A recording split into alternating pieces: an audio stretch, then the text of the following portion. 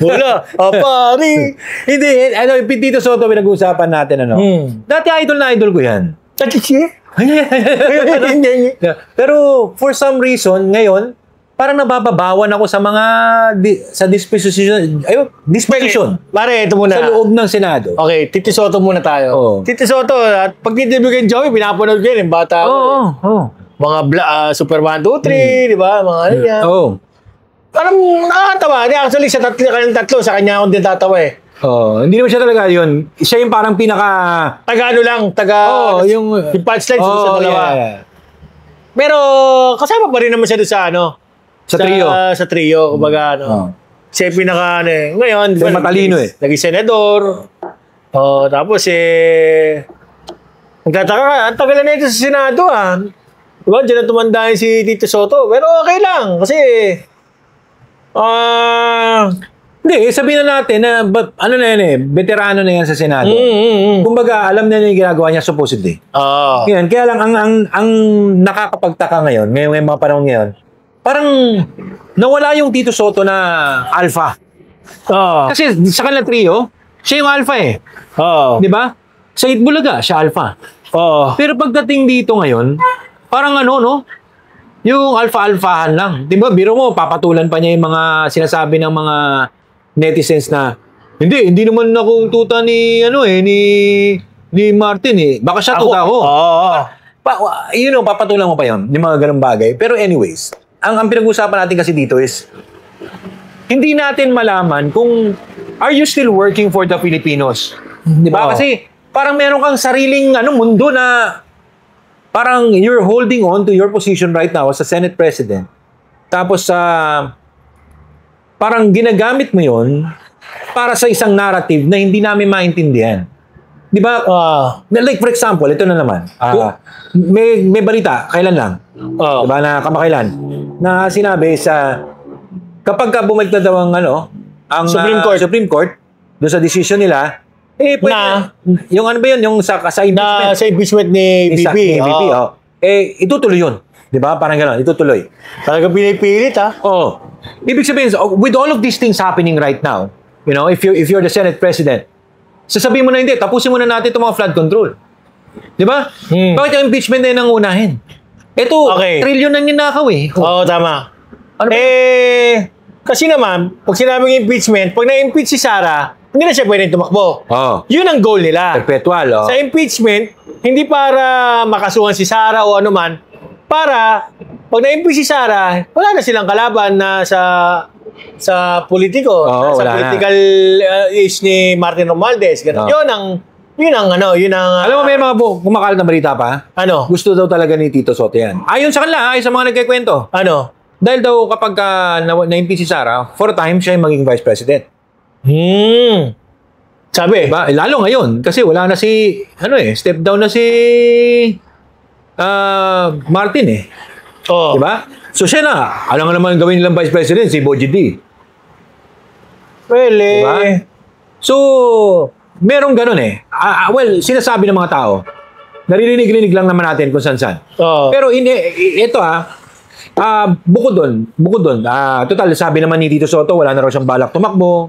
Na hindi ko alam kung totoo yan. Kasi siyempre, gusto nga niya bumaba yung requirements ng pagiging presidente, to 39 ba? O whatever.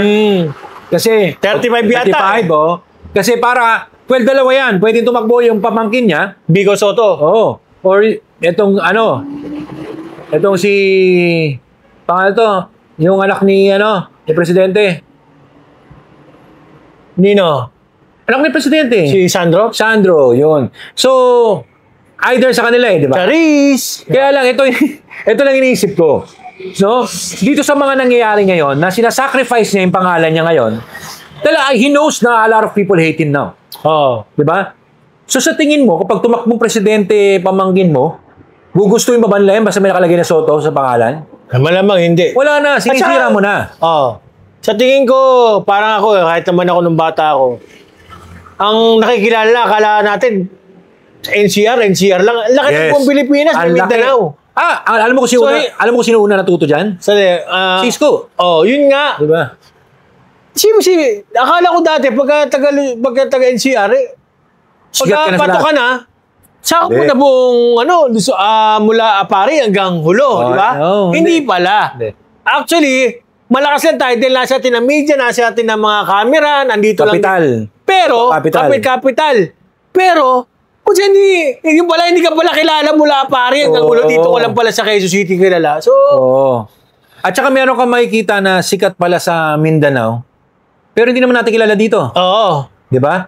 Actually, like yung, alam mo yung kantang, yung Budots dati? Sikat lang naman yan sa Visayas at Mindanao eh. Wala namang may kilala dito, except makikita mo yan sa mga tiyanggian. Yung mga nagpapatugtog na mga naka-CD, pero wala tayong pakialam doon. Kasi hindi naman sikat sa atin yun eh. Kasi merong ganun division eh, di ba? Division of regions, kumbaga parang ganyan. Ngayon, ganun din sa mga politiko. If hindi ka kilala ng Visayas at Mindanao, dito lang ang boto mo. Pero pag ikaw kilala ka lang naman sa probinsya at hindi ka kilala dito, doon lang ang boto mo. Diba? Nagkataon lang kasi nung time ni Duterte, nung campaign, nakitaan siya kagad ng X-factor ng mga Pilipino. Ito yung mga hinihintay ng mga Pilipino na dating hindi naririnig. Diba? Yun lang naman yun. Pero anyway, going back kay Tito Soto, bakit nangyari ito ngayon na parang sunod-sunuran ka eh? Kasi meron kang sarsuela eh. Di ba parang yes man ka lang ng yes man. Kung ano yung pabor sa... Ano bang meron? Hindi natin alam yan. Hindi, merong kumpare ata. Kasi magkasama sila sa isang picture, nakaganon pa eh. At sa isang balita, na parang suportado ni Tito Soto sa Lakas. Yung Lakas? Pero di ba nationalista yan? Collide. Nag-collab sila, no? Nagkaroon ng ginawang gano'n ni Martin Romualdez yung nakaraan niya. Diba? So yun. Yun malabas. Para may palabas daw namin. Talaga naman daw may unity team. Unity team. Totoo naman. May unity talaga sila. Kita mo, grabe yung nangyari sa flood control, di ba? Talagang may unity na nangyayari doon. Di ba? Saka bakod dyan, sinasabi nga ni Claire Castro na kundi dahil kay BBM, hindi malalaman yung mga nangyayari. Gago talaga, no? Talagang inuunggoy yung mga tao. Tangingot lang maniniwala kay Claire. 2023 pa binabagit ni BP na ang budget, hawak lang ni Martin at ni Saldi. Yes. Tapos, ngayon, tsaka binubuking na wallet na ni Sara, kung ano yung nangyayaring kabulustugan ni La Marcos. Sabi na siya eh. Sinabi niyo, si Raulo siya, di ba? Pero ito pa, layuan pa natin yung mga pangyayari. Noon yung panahon ni Duterte, panahon ni Digong, ni Tatay Digong, ano na yan? Pinapaimbestigahan niya na yung flood control na yan. Pumalma ang buong Congress niyan, di ba? Mas tumibay pa ngayon kasi mas malaki yung nanakaw ngayon eh. Di ba? Nag-spike up eh. Yung mga ghost project. Pero noon pa yan, pinapahanap ni Tatay Digong. Di ba? Na kung sino yung punot dulo niyan. Kaya nga, di ba nung nalaman na yung kila Diskaya, yung kampanya nila, di ba? Blacklisted yun ngayon. Pinipilit nila 2016 eh. Di ba parang, ano ba yun? Tangingot lang yung mga 2022 nga lang nag-spike up yung project ng mga yun.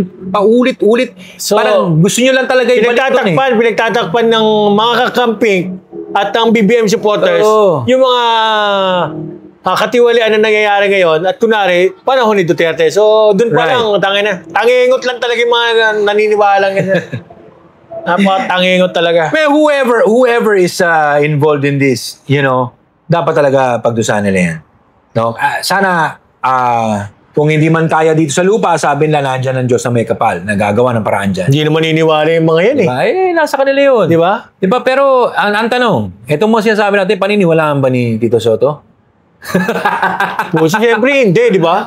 Siyempre, Tito Soto ako eh. Sino ba kayo? Naalala ko kami di ba nanonood kami sa YouTube ng mga pelikula niya eh. Pagkano, isigit sabi ng barkada ko, tapos pinagbabate. Tapos nagbabate lang pala ng itlog. Tapos, tawa yung barkada ko eh. Tapos gusto mo respeto ka. Sila to gusto mo tapos igalang ka. Binay yung ginagagawa mo. Tawa ko ng tawa eh. Anyway. Wrap up tayo. Yun lang. Basta ang sa akin, alam nyo, kawawa naman ang mga Pilipino. Di ba? Ikaw, Senate President. Dati ka ba nandyan? Dapat ang Pilipino ang pakinggan mo. Lang. Ako naman, ano ba yun taon naman siya? 70, 80? Hindi ko alam eh. Kung ano man konti na lang nalalabi. Gumawa na lang mabuti. Diba? Para habang buhay yung ano. Kasi panandalian na lang yan ilang taon na lang ang inaantay mo na i-enjoy ang mundo. I-enjoy ang buhay. Gumawa ka na ng tama. Pero I think mabait na tao to. Mabait naman si Tito. Alam ako, mabait. Ako kagaya, ayaw natin kay Tito ngayon, pero mabait naman niya. Kaya lang, wala nasakal siya Hawak siya ng kung ano man. Mastermind. Okay, tapir po yung likod. Tito Potato. B4D.